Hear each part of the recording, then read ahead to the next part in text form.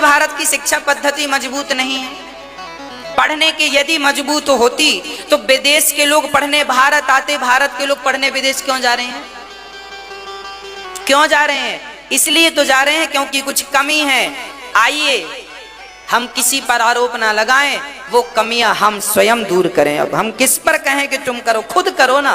अगर निर्भर बनोगे, दूसरों पर गिड़गिड़ाओगे, मान भी सम्मान भी सब कुछ गवाओगे। इसलिए खड़े हो शान से तनकर, यही शोभा मनुष्य तन की, स्वयं सींचो हर एक डाली, खुशी जीवन के मधुबन की। दूसरों पर क्या हम आक्षेप लगाएं, आरोप लगाना किसी पर नहीं, हम खुद करें। एक विद्यालय, अभी तो मैं केवल विद्यालय की तैयारी कर रहा हूं, आपका प्यार आशीर्वाद बिहारी जी की कृपा रही तो पहले कक्षा 1 से 12वीं तक निःशुल्क विद्यालय चलाएंगे। हमें लगेगा कि अब हमारे ये बच्चे बहुत कुछ देश के लिए कर सकते हैं तो यूनिवर्सिटी बनाएंगे। एक कदम के बाद दूसरा कदम। आज हमारे पास मैया जी आई, वो पेशे से डॉक्टर हैं। उन्होंने कहा कि जब आपका हॉस्पिटल बन जाएगा तो हम निःशुल्क चिकित्सा यहाँ देंगे, हम स्वयं यहाँ आएंगे, संभालेंगे इस कार्य को। तो ऐसे लोग जुड़ने लग गए हैं। आप भी इस कार्य से जुड़िए ताकि हम भारत के लिए कुछ कर सकें। ये हमारे वतन की सेवा है, भारत माता की सेवा है। अपने लिए तो सब जोड़ते हैं, आओ हम भारत के लिए सोचते हैं, भारत के लिए जोड़ते हैं। विद्यालय होगा, हॉस्पिटल होगा, वृद्ध माताओं की सेवा, फिर भारत की कोई भी माँ यदि वो बच्चा परेशान करता है तो उस माँ को कहीं जाने की जरूरत नहीं है, बस एक ही बेटे का नाम हो याद उस माँ को, ये दास अनिरुद्ध उस माँ की सेवा करेगा। एक ही द्वार हो कि यदि बेटा सेवा करे तो अच्छी बात है, नहीं तो ये दास बैठा है उन माँओं की सेवा के लिए। आप सभी का आशीर्वाद, आप सभी का स्नेह, आप सभी का प्यार, बहुत कुछ करना है। इसके लिए आप अपने ये दोनों हाथ बांधे मत रखो। इसलिए आप 1 घंटा और मेहनत करो, 1 घंटा ओवर टाइम काम करो और उस 1 घंटे से जो पैसे कमाते हो वो पैसा इस गौरी गोपाल वृद्ध माओं की सेवा में, हॉस्पिटल निर्माण में, स्कूल के निर्माण में दो, ताकि आपका वो थोड़ा सा योगदान देश की सोच बदल सके। हमें तो केवल सोच बदलनी है, हमें तो केवल, आज देखो भारत की हालत देखना। आज भारत के अभी कोरोना काल में लॉकडाउन चला तो कोई भी बच्चा स्कूल नहीं गया, ऑनलाइन क्लासें हुई 1 घंटे की ऑनलाइन, और स्कूल वालों को फीस चाहिए पूरी। पूरी फीस ले रहे हैं कि नहीं? देखो पूरी फीस दो इनको, वो पढ़ाएंगे केवल ऑनलाइन 1 घंटे, 2 घंटे, 3 घंटे। भाई जब 3 घंटे की पढ़ाई है तो फीस भी तो आधी होनी चाहिए। यदि स्कूल वाले कह रहे हैं कि हम लोग कहाँ से पैसा लाएं, हम लोग तो लॉकडाउन में, अरे भैया तो तुम नहीं लाओ पैसा तो हम लोग माँ बाप भी, हम लोग कौन सा काम करने गए थे लॉकडाउन में? तुम्हारे पास पैसे नहीं थे तो लॉकडाउन में माँ बाप के पास भी तो पैसे नहीं थे कि लॉकडाउन में सरकार ने कोई काम दे रखा था सबको? कहां से पैसे आएंगे माँ बाप के पास? देखो, जबकि चाहिए ये था, उदारता ये होनी थी कि भारत के सभी स्कूल निःशुल्क हो जाते 1 साल के लिए। स्कूल वाले बोलते अरे जीवन भर तो कमाया है, देश पर विपत्ति पड़ी तो आओ हम सब बच्चों की फीस माफ कर दे। ये उदारता होनी चाहिए थी, पर नहीं हुई, नहीं हुई ये उदारता। अरे देश पर विपत्ति पड़ेगी तो मैं अपने आप को भी बेच दूंगा कि चलो मेरे बेचने से पैसे मिल जाएंगे तो देश के काम आ जाएंगे। भगवान करे देश पर ऐसी विपत्ति कभी ना पड़े कोरोना जैसी, पर ये मुसीबत पड़ी तो बताओ समाज के साथ कौन खड़ा था? क्या स्कूल वाले खड़े हो गए? फीस पूरी मांग रहे हैं, आधा भी नहीं कर रहे हैं और कह रहे हैं फीस नहीं दोगे तो बच्चे की अंक सूची मार्कशीट नहीं देंगे, टीसी नहीं देंगे, धमकियां मिल रही हैं। इसलिए ये दास अनिरुद्ध एक सपना देख रहा है, ऐसा स्कूल बनाएंगे जहां बच्चों की शिक्षा तो निःशुल्क होगी, पर शिक्षा की क्वालिटी वो होगी जो क्वालिटी शायद आज तक भारत में बच्चों को वो शिक्षा नहीं मिली, वो क्वालिटी मेंटेन करेंगे। ऐसे योग्य बच्चे होंगे ताकि वो देश के लिए कुछ कर पाएं। हम उन्हें ये नहीं सिखाएंगे कि तुम्हें अपना पेट भरना है, तुम्हें परिवार का पेट भरना है। हम उन्हें यही सिखाएंगे कक्षा पहली से कि तुम्हें अपने देश के लिए कुछ करना है। अब देख लो कि आपको देश के लिए क्या करना। मिट्टी के लिए तुम मिट्टी के ऋणी हो, इस भारत माता के ऋणी हो। आओ इस भारत माता का ऋण चुकाते हैं। कैसे चुकेगा? पूछो आज के पढ़े लिखे बच्चों से, कैसे ऋण चुकाएंगे? ये पिक्चर सिनेमा देख के ऋण चुकाएंगे क्या? आजकल की युवा पीढ़ी पिक्चर देखती है और पिक्चर में भी अश्लीलता दिखाई जाती है और लोग देखते हैं। पिक्चर में बच्चों को क्या सिखाया गया? पिक्चर से बच्चे गाना गाते हैं, मुन्नी बदनाम हुई। ये कहां से सीखा बच्चों ने? पिक्चर से सीखा। जीना अगर जरूरी है तो पीना बहुत जरूरी है, ये कहां से सीखा बच्चों ने? पिक्चर से सीखा। मुझे पीने का शौक नहीं, पीता हूं गम भुलाने को, ये कहां से सीखा? पिक्चर से सीखा। भारत की पिक्चरों ने, भारत के उन हीरो हीरोइनों ने तुम्हारे बच्चों को ये संस्कार दिए हैं कि गली मोहल्ले से निकलते हैं तो गाना गाते हैं, मुन्नी बदनाम हुई, कजरा रे तेरे मोटे मोटे नैना। गली मोहल्ले से निकलते हैं तो गाना गाते हैं, ताकते रहते तुझको सांझ सवेरे। ये देन किसकी है? उन हीरो हीरोइनों की है ना, जिनको तुमने आज सुपर डुपर स्टार बना रखा है, सुपर स्टार। पूछो इनसे कि इन्होंने कितने हॉस्पिटल बनवाए।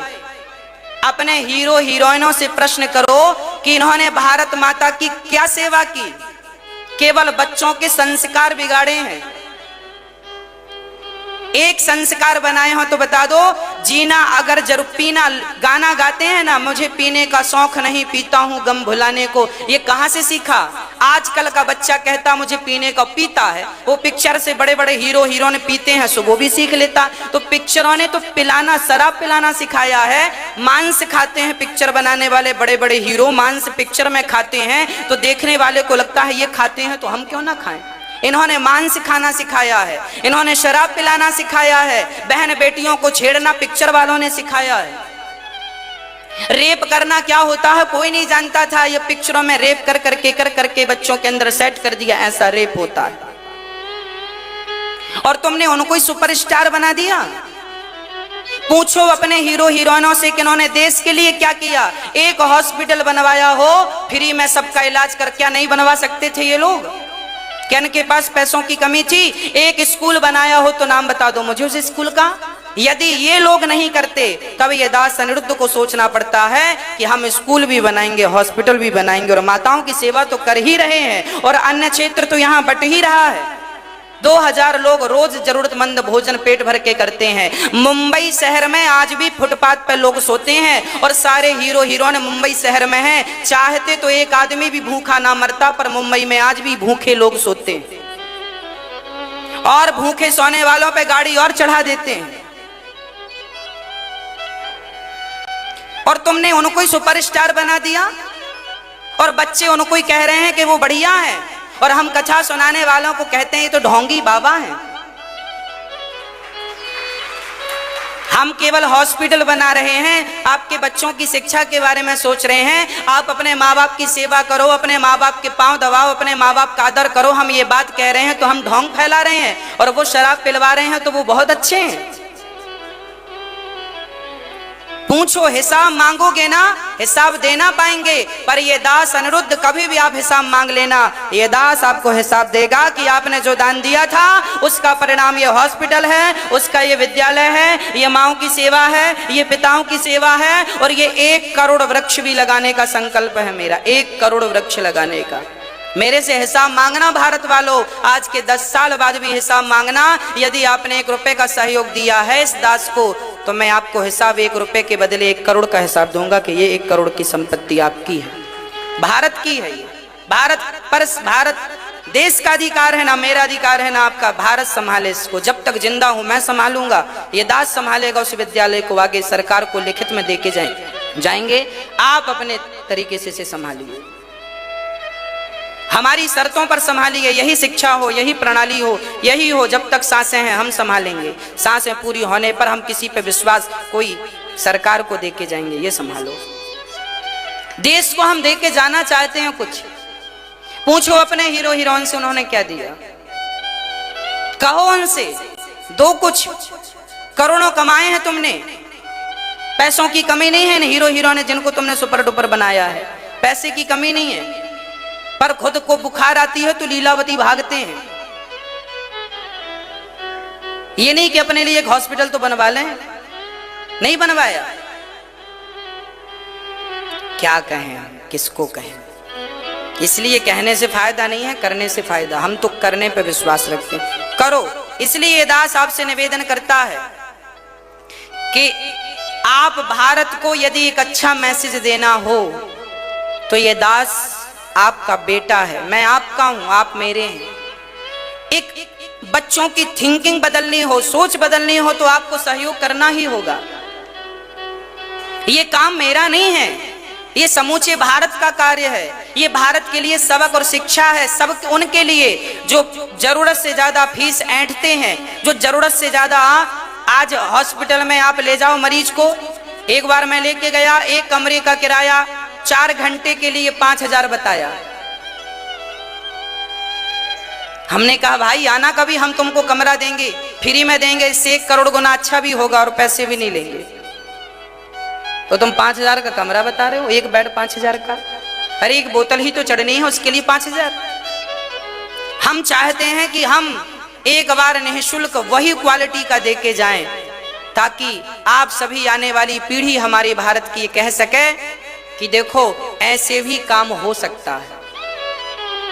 अभी तो सोच ही नहीं है ना लोगों की, सोच तो तब बनेगी जब काम दिखेगा।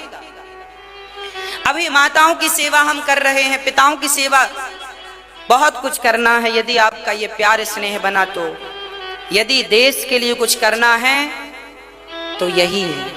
आइए इस अच्छे कार्य से कुछ भक्त जुड़ रहे हैं, ऐसे महान दानवीर महापुरुषों का नाम श्रवण कर लेते हैं। जय जय श्री राधे। प्रिय भक्तों, भगवान श्री कृष्ण का नाम गर्गाचार्य जी ने रखा।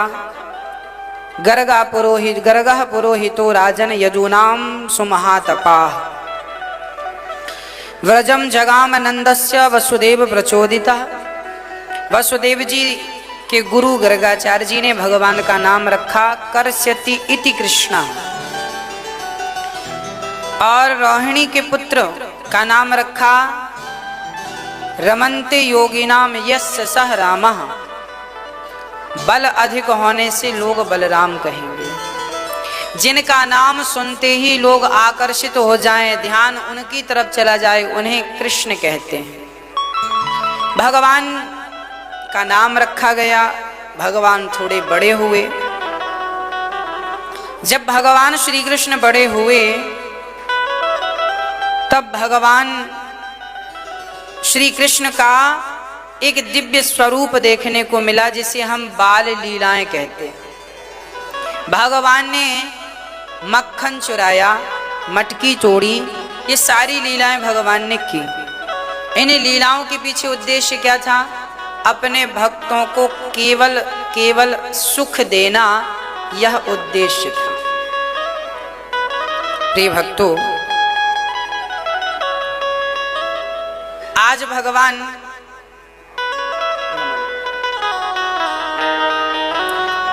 आज गोपियां शिकायत करने चली गईं। वत्सान मुंचन क्वचित समये क्रौश संजात हासः। स्तेयं स्वादवत्यथ दधिपयः कल्पितैस्तेययोगैः।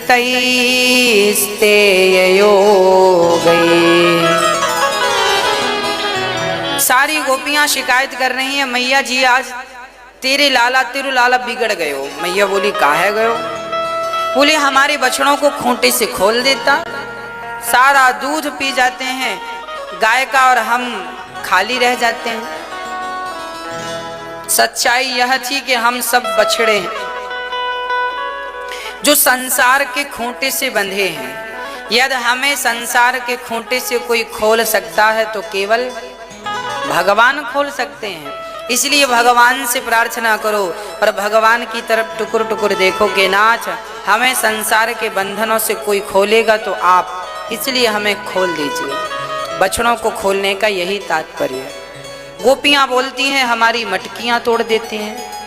मटकियां तोड़ने का तात्पर्य यह है भगवान जीव मात्र का अहंकार तोड़ देते।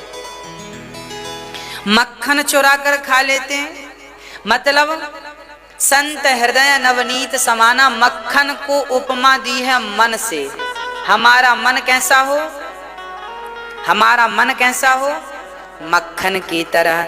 जैसे मक्खन निर्मल होता है और केवल निर्मल नहीं कोमल भी होता। मक्खन निर्मल भी है कोमल भी है। उसी प्रकार जिस दिन हमारा मन मक्खन की तरह निर्मल और दया से कोमल हो जाएगा, उसी दिन भगवान हमारे हृदय की चोरी कर लेंगे।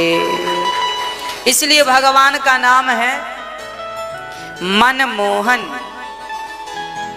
जो मन को भी अपनी ओर मोहित कर ले उसे मन मोहन कहते हैं। हाँ, तो भगवान ऐसे हैं। तो आप अपना मक्खन तैयार करो, भगवान मन रूपी मक्खन को चुराने को तैयार है। अब हमारा मन मक्खन ही नहीं बनता। गोपियां शिकायत। अच्छा, एक सुंदर सा वर्णन है। नंद बाबा का दरवाजा था ना, जिसे हम देहरी कहते हैं। आज के जमाने में ना जब घर बनता है तो देहरी बिल्कुल प्लेन होती है ना।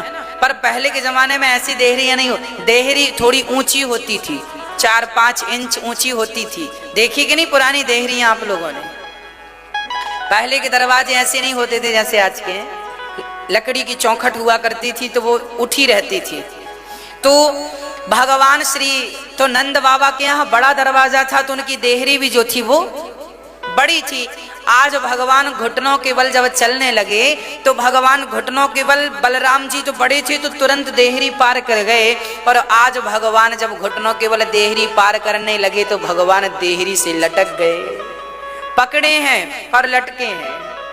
हाँ, नारद जी हंसे, वाह जगत का परमात्मा जिसका नाम लेने से लोग भवसागर को पार कर लेते हैं, आज वो नंद बाबा की देहरी पर अटक गया है। देखो ये परमात्मा की ऐसी लीलाएं हैं, ऐसी सामान्य लीलाएं भगवान करते हैं कि मुह्यंत यत् सूर्यः, बड़े बड़े यत् सूर्य भी मोहित हो जाते हैं।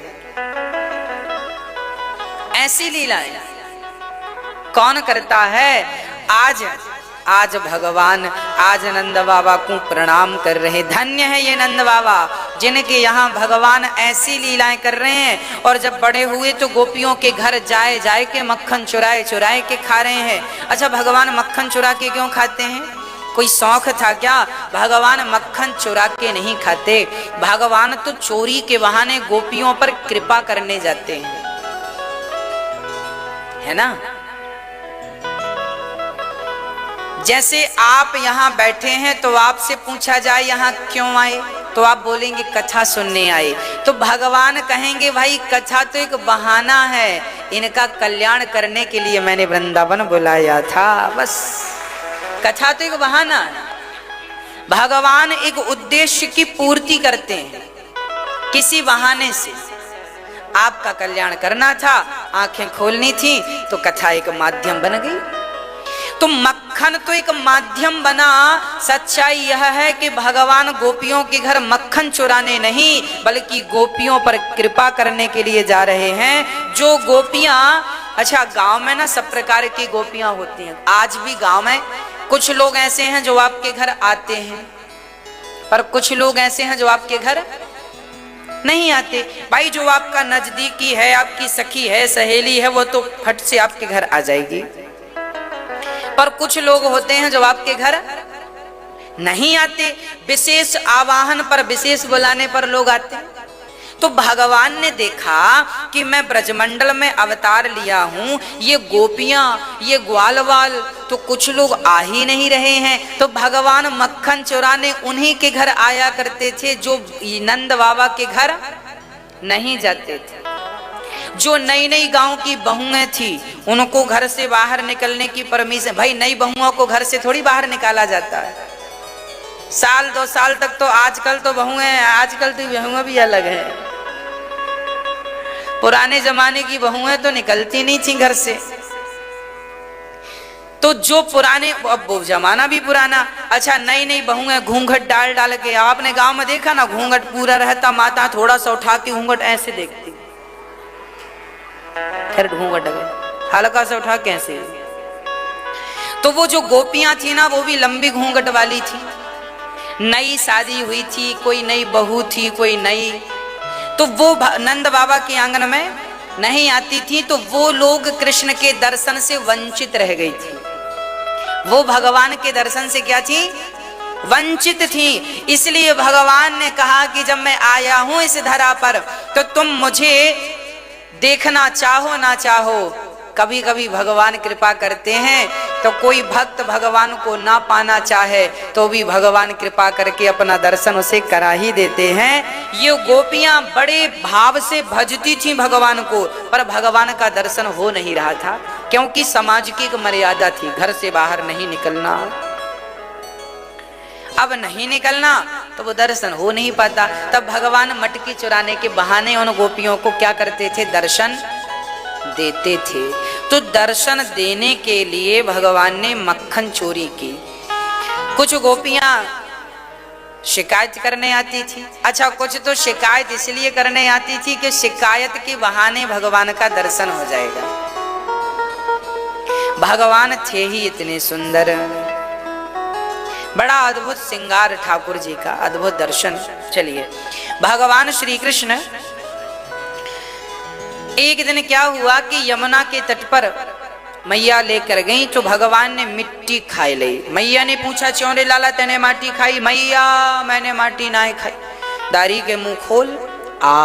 मुंह खोला तो इतने से मुंह में मैया ने मिट्टी तो देखी नहीं, पूरा ब्रह्मांड देख लिया। देख लो, कुछ लोग भगवान पर संदेह करते, अरे पागल, ये वही भगवान है जो इतने से मुख में पूरा ब्रह्मांड दिखाने की सामर्थ्यता रखते हैं, उन्हें तुम क्या संदेह उन पर करोगे? श्रद्धा रखो, संदेह नहीं। हाँ, तो भगवान ने मुंह खोलकर दिखाया। मैया हक्का बक्का रह गई, राम राम छोरा है कि भगवान है। तब तक भगवान ने मुंह बंद कर लिया। अब भगवान श्री कृष्ण ने दोबारा मुंह खोला तो उसमें कुछ भी नहीं। अच्छा, भगवान ने थोड़ी देर बाद मैया को सब भुला दिया। मैया ने जो देखा था वो सब कुछ वो भूल गई। अरे, जब भुलाना ही था तो प्रभु आपने दिखाया क्यों? दिखाया इसलिए ताकि भगवान हमें और आपको मैसेज दे सकें कि देखो मैं भगवान हूं, मुझ पर संदेह ना कर लेना, मैं सामान्य बनकर लीलाएं कर रहा हूं आप सभी को सुख प्रदान करने के लिए।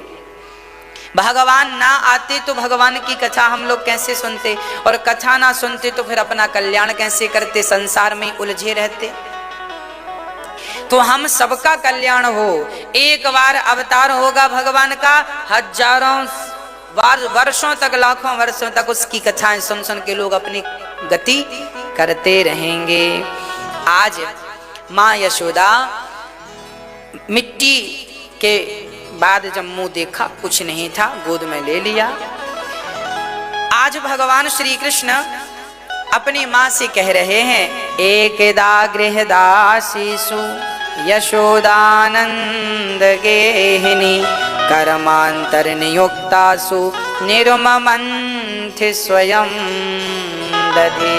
आज मैया ऐसे ऐसे मंथन कर रही थी, दही मंथन।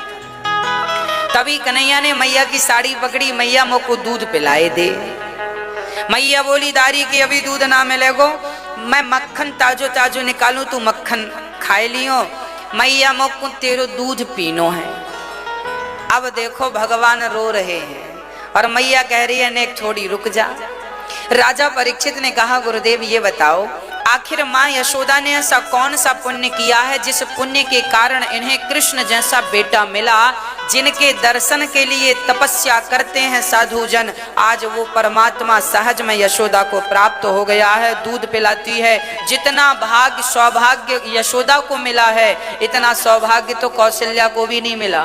माता कौशल्या भी इतनी भाग्यशाली नहीं थी, क्योंकि भगवान राम ने तो ऐसे लीलाएं नहीं की ना जैसे भगवान कृष्ण ने की। भगवान के बाल लीलाओं का इतना आनंद तो कौशल्या माँ को भी नहीं मिला जितना आनंद यशोदा माँ को मिला। यशोदा माँ ने कौन सा पुण्य किया है, ये प्रश्न परीक्षित ने पूछ लिया। तब कहते हैं सुनो, द्रोणो वसुनाम प्रवरो धरया सह भार्यया करिष्यमाण आदेशान। सुनो राजन, ये द्रोण और वसु, ये द्रोण थे वसु नाम की और यशोदा थी धरा। यशोदा का नाम पिछले जन्म में था धरा। धरा जंगल में रहा करती थी। इनके सब कुछ इन्होंने दान पुण्य कर दिया था और बड़े प्रेम से घास की झोपड़ी बनाकर यमुना के तट पर रहती थी। एक बार भगवान साधु बनकर आए और कहा अपनी मां से, कहा अपनी मां से, साधु ब्राह्मण आज भगवान साधु बन के आए, यशोदा से कहते हैं मां बड़ी भूख लगी है, कुछ भोजन। धरा जंगल में अकेली थी, कुछ भोजन की व्यवस्थाएं थी नहीं। अब क्या खिला दे मां यशोदा, बड़ी परेशान हुई, पर कह तो सकती नहीं है ना कि कुछ नहीं है। साधुओं से कहा आप स्नान करो, मैं भोजन तैयार कर। धरा के पास कुछ नहीं था। पास के गांव चली गई, एक सेठ जी से कहा सेठ जी 2 रुपए दे दो, हम संतों को भोजन कराएंगे, लकड़ी बेचकर आपका 2 रुपए 1 महीने में चुका देंगे। वो सेठ बड़ा अच्छा नहीं था, नीयत बिगड़ गई। धरा बड़ी सुंदर थी, कहा तुम अभी 2 रुपए की कीमत चुकाओ तो 2 रुपए मिलेंगे। धरा ने कहा मेरे पास तो कोई पैसा नहीं है, सोना चांदी भी नहीं है कि मैं गिरवी रख लूं। सेठ ने कहा आप सोना चांदी मत रखो, आप बड़ी सुंदर हो। आप धरा के स्तनों की ओर इशारा करते हुए सेठ ने कहा ये जो तुम्हारे स्तन हैं ये हमें बड़े प्रिय लग रहे हैं, ये हमें दे दो तो हम इसके बदले तुम्हें 2 रुपए दे देंगे। ये कहा, धरा समझ गई कि इसकी नीयत कैसी है। धरा ने कहा यदि मैं अपने स्तन दे दूंगी तो मुझे 2 रुपए दे दोगे? हाँ। पास में चाकू पड़ी थी, धरा ने चाकू उठाई, अपने दोनों ही स्तनों को काट कर चाकू से सेठ को दे दिए, लो ये तुम रख लो, तुम्हें इनसे प्रेम है, ये रहे स्तन।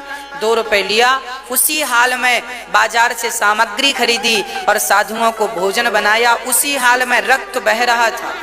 साधुओं ने देखा देवी आपके शरीर से साड़ी पूरी गीली है, क्या हुआ? महाराज क्या बताएं, आज मुझे आपकी रोटी के लिए अपने स्तनों का बलिदान देना पड़ा। संत तो थे ही नहीं, वो तो भगवंत थे। भगवान प्रकट हो गए। वाह माँ, धन्य हैं आप जो आपने अतिथि की सेवा के लिए आपने अपने स्तनों का दान कर दिया। और कोई होता तो कह देता साधु जी हमारे घर कुछ नहीं है, पर आपने अपने स्तनों का दान किया है। ऐसे दानी माँ के घर में अगले जन्म में कृष्ण बनकर प्रकट होऊंगा। वही धरा माँ यशोदा बनी और आज वही धरा अपना दूध लाला को पिला रही है, श्याम सुंदर को। बिना पुण्य के आपको कुछ भी मिलने वाला नहीं है। जो जितना पुण्यशाली होगा वो उतना सुखी होगा। इसलिए आप अपने पुण्य बढ़ाइए। और कुत्ता बिल्ली की योनि से पुण्य नहीं बढ़ सकते। मानव का तन पाकर ही आप अपने पुण्यों का संग्रह कर सकते हैं, पुण्य बढ़ा सकते हैं, दान करके, अच्छे कर्म करके, अच्छे कार्य करके। माँ यशोदा ने दान दिया, उन्हें भगवत प्राप्ति हुई। दान भगवान से जोड़ता है। इसलिए धरा आज बड़े प्रेम से, आज दही मंथन कर रहे हैं। कन्हैया बोले दूध पिलाओ, मैया दूध पिलाने लगी। दूध पिला ही रही थी, चूल्हे पर भी दूध चढ़ा था, वो उफनने लगा। तो मैया लाला को छोड़ के दूध उतारने गई। कन्हैया को लगा लो, अभी तो माँ कह रही थी मैं पूत से प्यार करूं, दूध से नहीं, और अब तो दूध उतारवे गई चूल्हे का। लाला ने सारी मटकियां घर की तोड़ दी। मैया दौड़ी दौड़ी आई, राम राम राम राम राम राम, घर की सारी मटकियां दारी के ने तोड़ दी। आज ना सबक दियो तो लाला बिगड़ जावेगो। तो मैया ने छड़ी उठा ली। दर्शन करो मेरी माँ, जिस परमात्मा की पलक झपकने से सृष्टि और लय हो जाता है, आज वो परमात्मा को मारने के लिए मैया ने क्या उठा लिया? जिस परमात्मा ने ब्रह्मा को प्रकट किया, जिससे यमराज भी थरथर कांपते हैं, आज वो भगवान जिसका पार ब्रह्मा ना पा पाए, आज उस परमात्मा को छड़ी लेकर मैया जी पकड़ने के लिए दौड़ रही हैं। लाला पकड़ में आ जा, आज तो कुछ छोड़ोगी नहीं। और कन्हैया डरते हैं, ओ मैया मत पकड़ियो, मैया मत मारियो, मैया। अरे राम राम राम, जिस परमात्मा से देवी देवता डरते हैं, थर थर कांपते हैं, आज वो परमात्मा मैया से डर रहा है। क्यों? क्योंकि भगवान तो बिकाऊ है, कोई खरीदे तो खरीद ले, वो तो प्रेम से बिक जाते हैं। माँ यशोदा ने इतना प्यार किया है कन्हैया से कि माँ यशोदा के प्यार के सामने कन्हैया बिक चुके हैं। तो भगवान डरते हैं, मैया मत मारियो, मैया मत मारियो। वाह, देखिए ये ब्रह्म है, परमात्मा है। जो परमात्मा है आज वो छड़ी से भयभीत हो रहे हैं। और जो भगवान 3 पग भूमि में बामन बनकर राजा बलि का सब नापा था कि नहीं? हाँ या ना?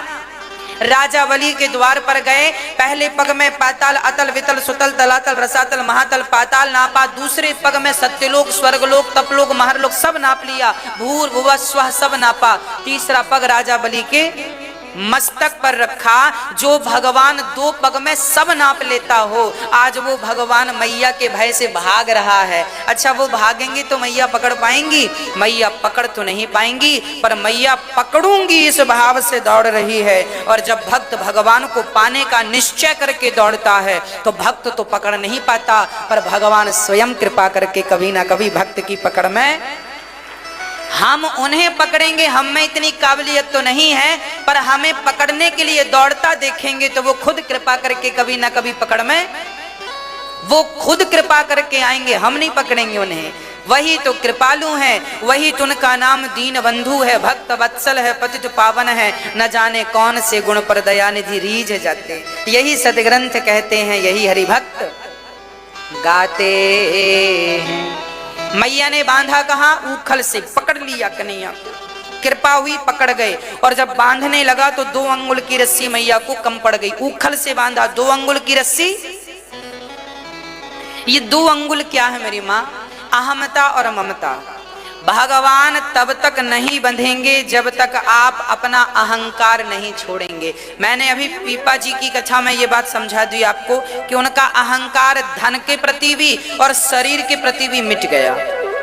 अभी सुनाई ना थोड़ी देर पहले कथा।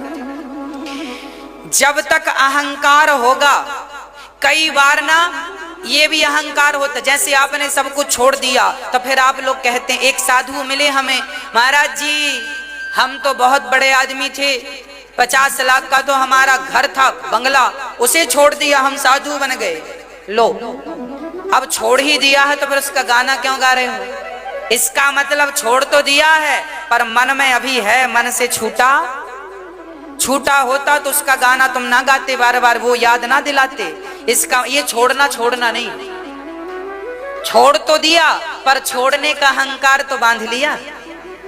छोड़ तो दिया पर छोड़ने का क्या बांध लिया? और जब तक अहंकार होगा तब तक भगवत प्राप्ति संभव नहीं है। अहंकार आपको ना हो। अच्छा, आप लोगों को अहंकार है कि नहीं? हाँ या ना? नहीं है? अब आप लोग गलती नहीं करेंगे दोबारा। हम सब कैसे हैं मेरी माँ? अहंकारी है। हम लोगों के पास बहुत अहंकार है। ये मेरा शरीर है, ये भी एक अहंकार है। ये मेरी पत्नी है, ये भी मेरा। ये मेरा बेटा है, ये भी मेरा।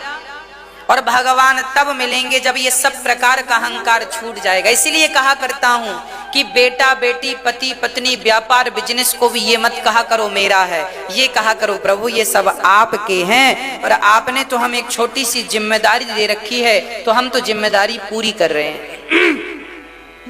जैसे बैंक का मैनेजर 1 करोड़ रुपए रोज लेता है और 1 करोड़ रुपए रोज देता है, बैंक का लाखों करोड़ों का हिसाब बैंक का मैनेजर रोज करता है कि नहीं? 1 करोड़ रुपए लेता भी है और 1 करोड़ रुपए खातों के माध्यम से देता भी है। पर बैंक का मैनेजर ये थोड़ी कहता है कि ये बैंक का पैसा मेरा है। क्या वो बैंक को या बैंक के पैसे को अपना मानता है? और मानेगा भी तो क्या उसका है? ना तो बैंक उसकी है ना तो बैंक का पैसा उसका है, वो तो एक कार्य करता है। पर जिम्मेदारी है कि तुम्हें पैसे संभालने, तुम ये ना कहो मेरा है पर संभालो। उसी प्रकार जैसे बैंक को संभालता हुआ बैंक का मैनेजर काम बराबर करता है पर ये आसक्ति नहीं रखता कि ये बैंक मेरी है या पैसा मेरा है, उसी तरह आप भी अपने घर परिवार के मैनेजर बन जाओ। आप ये मत कहो कि पत्नी मेरी है, घर मेरा है, परिवार मेरा है, कोठी बंगला जमीन जायदाद बेटा बेटी मेरे, कुछ नहीं, सब भगवान के हैं। हे नाथ सब आपका है, हम तो केवल मैनेजर बन के मैनेजमेंट संभाल रहे हैं। मैं भी आपका ही चाकर हूं, दास हूं। संपत्ति सब रघुपति के आही।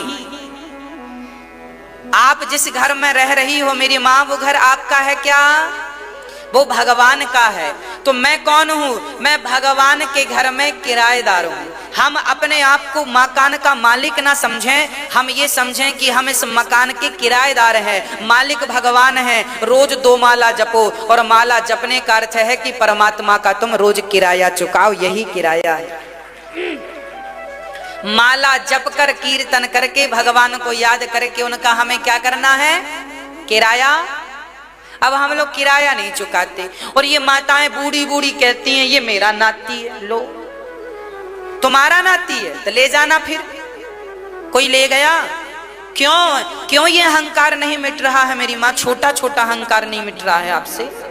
मेरा नाती है, मेरा बेटा, अरे राम राम राम, सब भगवान का है, सौंप दो सब भगवान को। ये मत कहा करो मेरा है, मेरे तो गिरधर गोपाल दूसरो ना कोई। तुम तो ये कहा करो कि मेरे तो केवल भगवान गोविंद मेरो है, गोपाल, बस। बाकी सारी झंझटें टेंशन चिंता छोड़कर भगवान के बन जाओ। कुछ भी मेरा, ये शरीर भी मेरा है तो आप बताओ, ये शरीर भी आपका है क्या? आपका है तो बांध के ले जाना, चिता में यहीं जल जाएगा। आपका तो शरीर भी नहीं है तो बेटा बेटी नाती पोता घर दौलत मकान कैसे? जबरदस्ती तुम उलझे हो, जबरदस्ती जबरदस्ती अपना नाश करने पे लगे हो। किसी और का नाश नहीं कर रहे हो आप, अपना कर रहे हो। किसी और का क्या बिगड़ेगा? मैं आसक्ति करूंगा, अहंकार करूंगा तो मेरा ही तो बिगड़ेगा, आपका थोड़ी बिगड़ेगा। और आप करोगे तो आपका बिगड़ेगा, मेरा थोड़ी बिगड़ेगा। समझ लो सब चीजें। मैं ये बिल्कुल नहीं कहता पत्नी को छोड़ दो, पति को छोड़ दो, बच्चों को ना। मैं कहता हूं काम करो, मन लगा के करो। पैसा 10,000 कमाते हो 20,000 कमाओ, 50,000 कमाते हो 1 लाख कमाओ, पर सब कुछ करते हुए भी ये भाव रहे कि प्रभु ये सब कुछ आपका है, ये मेरा नहीं है। बस ये भाव बन जाए, ये दिमाग में सेट हो जाए ये बात, प्रभु सब कुछ आपका है, मेरा मैं करता नहीं हूं। कर्ता के स्थान पर भगवान को बिठाओ। ये छोटी सी बात समझ में आ जाए तो काम बन जाए।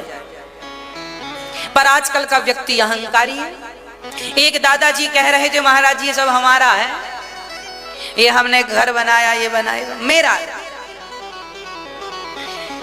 अब एक दादाजी हमसे बोले हमने बेटियों का विवाह किया, अपने बेटियों का, अपनी बहनों का विवाह किया। अच्छा इनसे पूछो आप मर जाते तो क्या आपकी बेटी और बहन कुंवारी अभी तक बैठी रहती? पूछो जरा इनसे, बैठी रहती? अरे भाई ये मत कहा करो कि हमने बेटियों का विवाह किया, हमने बहनों का विवाह। अरे करने कराने वाला परमात्मा है, तुम्हें निमित्त बनाया है, सो अपना निमित्त बन के काम करो। ये ना कहो कि हमने किया, हम ना होते। कई लोग कहते हैं हम ना होते तो तुम मर जाते। इसको बीमारी हो गई। अपने आप को क्यों इतना बड़ा कर्ता मान बैठे हो? तुम्हारे जैसे कितने इस धरती पे आए चले गए, किसका काम रुका है ये तो बताओ। बताओ, आपके दादा परदादा सब मर गए, आपका कोई काम रुका? आप मर जाओगे, आपके बच्चों का कोई काम रुकेगा? आप कहते हैं हमारे बाद, कई लोग इस चक्कर में मर नहीं रहे हैं कि हमारे बाद क्या होगा। अरे सब बढ़िया होगा, तुम मरो, सब बढ़िया होगा। तो मर गया, 10 दिन बाद आओगे तो घर में कोई रोता नहीं मिलेगा, ना कोई भूखा मिलेगा, सब पेट भर के खाएंगे। और मिल जाए तो बता दो हाँ या ना।